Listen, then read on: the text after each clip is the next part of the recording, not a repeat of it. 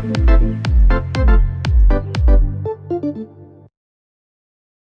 everyone, we are here to talk about Festivali Këngës 58. We'll be giving our predictions of who we think is going to win, basically talking about the one artist who's clearly leading the pack, and also talking about who else we like and who could potentially steal it from Miss Albana Jata, who's completely storming it, and it looks like she's just going to give the gays everything they want this Fikmas, and we're all very excited about it. So I'm joined by Nathan, Tim, and Ryan. And we're just going to kick straight off by saying who we think is going to win Festivali Këngës 58 and represent Albania at Eurovision 2020 in Rotterdam. Okay, just to kind of get straight in there, like I said, I think this is Albana's to lose. She is doing very well on YouTube. She's trending in multiple European countries. The song is almost at 2 million views at the time of recording, and the song on YouTube has trended in #1 in Albania, also top 10 in Macedonia, trended in Switzerland, Germany, Italy, and Greece. So we potentially have a wave of support for the song already months prior to Eurovision. So we could really be seeing a very strong scoring entry from Albania, which has not happened since 2012. Yeah, and I'm very excited by this song and what it could do for the country, especially at a time like this. They're in the face of a huge humanitarian crisis from this earthquake, and I think they need this kind of cultural push on an international stage, and I think that's what this song is going to give them. So that is my pick to win. Obviously, it's a jury, so it's unpredictable, but also they're very predictable in who they pick. They tend to go with the biggest star with the most popular song. And I expect a similar result this year. If not, it'll be a massive upset, and a lot of people will be very angry. So yeah, what do we think? What do people think? Do people think that it's the kind of obvious winner, and that's what's going to happen? I think with previous Albanian selections, they do tend to go for the bigger name, as you said. This usually leans towards the more predictable of the national finals. You've got the bigger name pre-contest, and they go on to win. That was the case with Jonida. Eugen was one of 2 big favourites. Aneda was one of 2 or 3 favourites. Lindita, I think she was considered the favourite beforehand as well. So it always leans towards the favourite from beforehand. Obviously, we don't have an Albanian jury this year. We have an international jury. You would think that would play into Albana's hand because it is a more commercial, modern song compared to lots of slower ballads that we always get in Fic. But with international juries, they became a bit more unpredictable last year. I thought they used to go for the big commercial, Scandi, well-produced entries. But yeah, last year they were more unpredictable, so we'll wait and see what the international jury brings for us this year. I think that's a really good point, because even if you look at Eurovision itself, North Macedonia won the international jury vote with a really well-written, well-sang, powerful ballad. I think it's fair to say you've got Wendy and Kanita who fulfill that brief.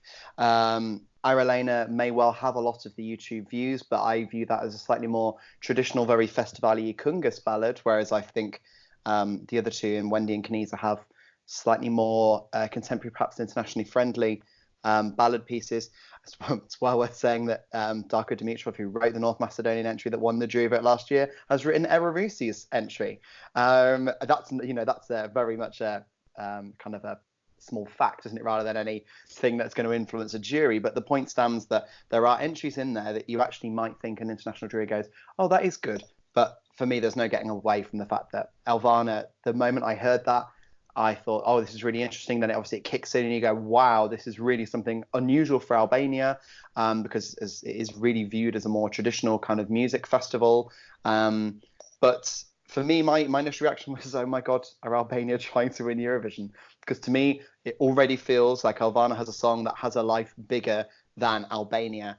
I think it's interesting what you said, Costa, about that it's trended on YouTube in those other nations. I would like to specifically point out there's a strong diaspora of Albanians in the majority of those nations that you mentioned where it trended, and I would like to suggest that may have had an influence on that, particularly Switzerland, Greece, Macedonia. Taking that away, that's going to have an impact going to televoting. So actually, yes, it may be trending in those nations now, but if that's what the Albanian diaspora are looking at, then that's a real good sight as to what might happen going forwards. All right, and for me, I mean, the moment I heard Alvana's song, I just said, I think this is it. I have no other words. It's something that I personally would listen to as well, and it is something that ticks all of the boxes on a Eurovision entry. And the fact that she's already well known outside of Albania, it's a big factor as well. So I think it would help her push it. And I know Albania could be in for another successful year. I mean, even I think better than the results that they've had for the past 2 years. But then again, we're still early in the season, but who knows what could happen. Yeah, I think it's safe to say that Albania are on an upward trajectory. For sure. And which is really exciting because I think at least a lot of my favourite countries at Eurovision, speaking about Greece, Ukraine and Armenia, they've struggled in the past few years. So it's nice that one of my underrated faves is actually improving and that's being reflected in the quality of the national selection. I think this is the strongest Festivali Këngës has been, at least in the years that I've been following it. And with that in mind, I don't want it to sound like Alvana's song is the only good one, the rest of them are shit. That's not the case.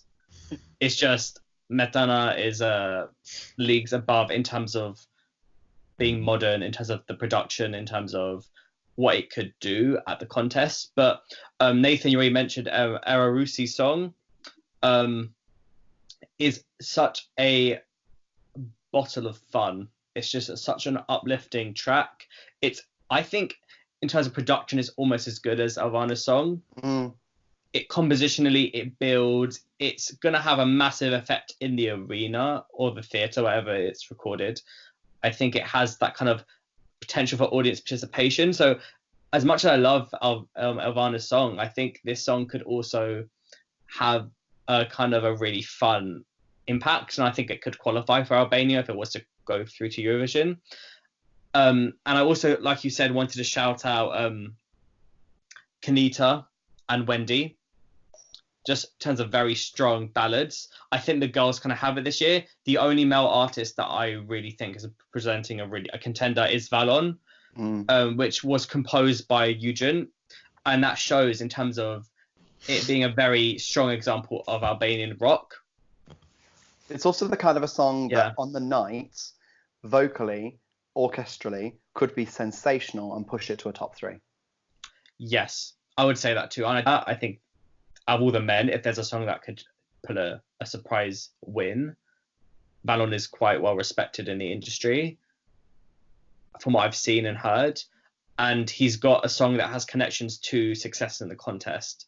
So I think we can't, not to say it's corrupt, but I think those who have the links tend to do well. You have and the younger artists, someone like Ari Lena, succeeds through the fact that she went through X Factor and is a big name in Albanian broadcasting and Albanian music. So it's not like she's just this kind of unknown.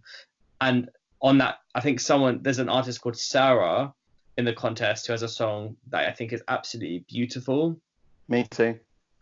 And that is also one of my favorites, but I don't think she has a chance in this kind of format, unfortunately. But I would like this to be a good launch pad for her. And speaking of corruption, I did want to point out the fact that the alleged top 10 already allegedly leaked when this artists were announced, and it's like the worst leak in the world. Is apparently a piece of paper. It was a piece of paper with the top 10 written in pen, with Alvana top, Era Rusi second, Ari Lena third, Alta, who we haven't spoken about. I'll come on to her in a minute, Costa, don't worry. Oh, I knew, because a lot of people disappointed. That's probably the disappointment of the contest, it seems like. It's- And then yeah, fifth is Wendy. So that's the rumoured top 5. So if that actually comes true, there'll be some questions to answer from the broadcaster. What are you going to say? Go off. Sound off about Ulta and her disappointing song. Ulta Boca and Zemrane La Mi Peng is in my top 10 ESC 250, and she has come back to Festivali Këngës before with other strong entries, and she's performed as an interval act with strong songs, and this is none of the above. It's disappointing because she is still a fantastic vocal talent, but this entry is pedestrian. Still, she's not. She's like in her 30s. Yeah, but when you think about it, like when she first appeared and when she came through Festivali Këngës the very first time, she was this young girl who went to Belgrade and was booed, right? And somebody who continued on and has, you know, she has always proven that she's an excellent vocalist in whether it be in adverse conditions or not. She is so competent a performer that this song just it's underneath her. And I think you're right by saying it is the overall disappointment of this, although I would also like to throw Ellie and Stressy into that mix, and I've got no idea why it's got so many views, because it's unique but jarring. I like it. I like that it's jarring. And on that, I think in that category of jarring but fun is also Jenna. Yeah, I had surprisingly sensational. Bringing us an OAP EDM banger for the ages. So I'm looking forward to tweeting about that one. Yep. Because like last year I remember talking about, like, there was a good, like, solid, like 6 monotonous old man ballads. But this year a lot of them have gone electro, which I didn't expect. So that's going to be fun. So contemporary. But yeah. Wow. Another thing, do you think Elvana should try and record the song in English for the ESC revamp if she does win the contest? I'd like it to definitely stay in Albanian chorus because I think it's really melodic, and I think Letana it goes with that Spanishy trend we've had over the past few years. It just feels catchy even if you don't know the language. The verses, maybe they could try translating them if they wanted to try and make it more international. It might be worth a go just to see what it sounds like. But I think even if they kept it in Albanian, and notice they've already uploaded it to Apple Music and Spotify already, which is very unusual for a FIC entry. So maybe they're just going to go with that as the final version. I'd say, I mean, I like the original Albania version. I mean, for the past 2 years, why fix something that's broken? They're obviously going that well. But if they do, I mean, I'm not trying to encourage copying, but if they do like an English mix Albanian, I kind of want them to try and see if they can do like a Pody thing that they did in 2016. So kind of like a mix of if they can make it work. Because I think that, like, when Poli did it in 2016, it's like, it's a hook. It's kind of like, and then it kind of had that part Bulgarian, part English hook. If they can make it work, fine. If not, have the chorus in Albanian, then it might work and it might stick to everyone's heads. It is worth saying, got to chop 40 seconds off the track. I was about to say that it's going to have to be revamped. Yeah, and it'll probably just be that's almost a whole minute of the song that you should get rid of. I think what's obviously is gonna go is the outro, because it's an instrumental outro. I think it does. I don't think it does anything for the song. I think it makes it more like in terms of danceability. I think in terms of staging it'll be fun, but I think they'll be good to end with the refrain instead. And make it more explosive. And I also think if they re-record it, things she produced it and wrote it herself. I can't stress enough the talent this woman possesses, the international implications, the power, the intelligence, etc. I think if you get her with a good collaborator, who is a good producer and is an Alex P, they could really make this a top 5 contender. I think the breakdown needs to be a bit punchier. I think it's a bit too. It needs a bit more oomph in the way that her vocal does, just to kind of match it. But realistically, they could just chop 40 seconds off as it is, not translate it at all, send it to Rotterdam, and it will be a contender. So I think, do you need a very minor revamp just to kind of up the production a bit, but do not translate it at all, not a single word. I think it's beautiful. I'm already learning the lyrics as we speak.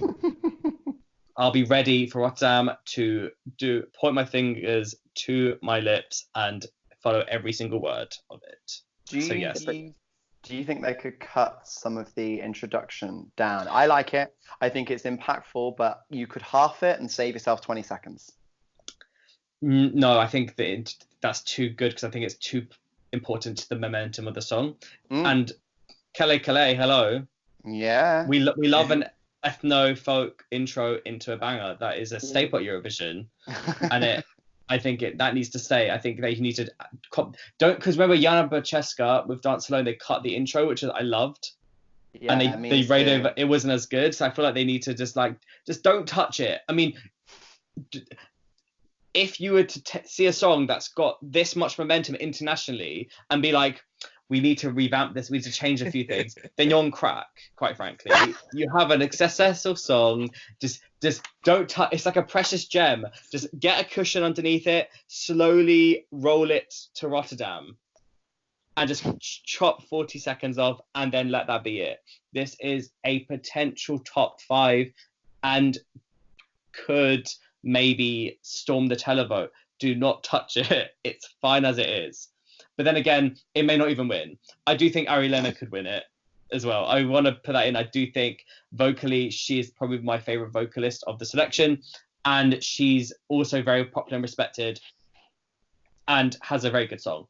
But I think if they're wise and they're listening and they're in touch with what's happening around the song, they will pick Elvana, and it'll be happy days, and everyone will be very happy, and it will be a very strong start to the Rotterdam preseason. Can I throw a passing mention in for Camilla? Because that just sounds like a Bond theme, and considering there's a Bond film out in 8, have they already? Is someone calling her? Because they could do that in English as a Bond theme, and I'm sure it would satisfy many people. I like it, but it's very much out of place, isn't it? Yeah, it's not a very competitive song, but I think Bond songs don't do well at Eurovision unless you have a beard. I shall quickly read you the stats from the Eurovision scoreboard app, just as a yes. I shall do that. Do we need to build tension, or is it?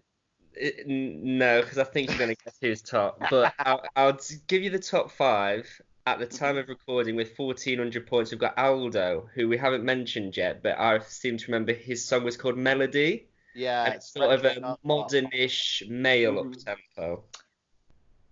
Tacky. It's cheesy, but it keeps you smiling. Wait, 1,400 votes. So he's got 1,400 points. So in the app, you have to rate. Oh, the Eurovision prediction. Sorry, yeah, got it. Eurovision scoreboard. Scoreboard, not prediction. 4th, we have Arelena, 2,000 points. I think she would be favourite in any other fic, just not this one. Era, we have 3rd, 2,100. Kanita is 2nd with 2,300. I do think she's got the most modern ballad, so I can see why she's up there. And then, of course, we have Elvana at the top, who's just approaching 3,500 points. So once again, she's running away with that barometer as well. That's a fair margin, isn't it? I just love to see successful women succeed. It makes me happy. But it's interesting that the Eurovision scoreboard, as it stands right now, has 4 women at the top as well, which is quite similar, because I think if you spoke to all of us here, I have 4 women and Aldo in my top 5 as well, and I think that you'd probably say across the board that's quite representative, I think, of most people. Probably 4 women at the top. That should continue, especially when you have a female composer, writer, singer, dancer, influencer, You're on the verge of standing, aren't you? She's probably on the verge. She's already probably an activist. I'll throw that in there. Just all around model talent. Is she? Imagine. So if Yanida was at London Eurovision Party, imagine Elvana at London Eurovision Party on that tiny stage, just giving it to us. Oh, You might Wow. need to go and get a flag in time. For I that. might need security on me at the time. We'll put you upstairs somewhere. Okay, now should we wrap up? But before Sure. we do that, make sure you stay updated with Eurovision prediction. ESC prediction is Ryan's baby, but I'm co-parenting this year. Oh, And, you make a good family. We want this to be the biggest one yet, and I think following last year, there's a lot of unpredictable votes to come. So let's get that going. Tim, do you want to do the outro since you love it so much? All right then. All right then, guys. That's what we think of the Festivali Këngës entries for this year, so for 2020. Thank you very much for watching this video. If you like what you saw, then click the like and the subscribe button. Don't forget to push that notification bell to find out when we have a video uploaded. And don't forget to follow us over at ESCXTRA. But for now, hope you have a good evening and see you soon.